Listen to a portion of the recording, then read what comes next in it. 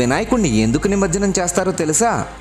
తాను చెబుతూ ఉంటే మహాభారతాన్ని రాయమని వ్యాసుడు గణపతిని ప్రార్థించాడు. గణపతి అందుకు అంగీకరించి, నేను రాయడం ఆపకూడదు కాబట్టి నువ్వు ఆగకుండా చెప్పాలి అని షరతు విధించాడు. వ్యాసుడు అందుకు అంగీకరించి, నేను చెప్పేది మీరు అర్థం చేసుకోకుండా రాయకూడదు అని షరతు విధించాడు.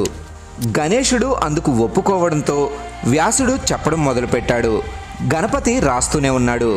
అలా రాసేప్పుడు లేఖిని విరిగిపోతే వినాయకుడు తన దంతాన్ని విరిచి దాంతో రాయడం మొదలుపెట్టాడు.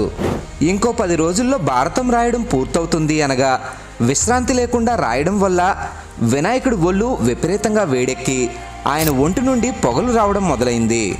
అది గమనించిన వ్యాసుడి శిష్యుడు వైశంపాయనుడు బంకమట్టిని ప్రతిరోజు వినాయకుడు ఒళ్ళంతా రాసేవాడు. అలా 9 రోజులు గడిచాక 10వ రోజు మహాభారతం రాయడం పూర్తవగా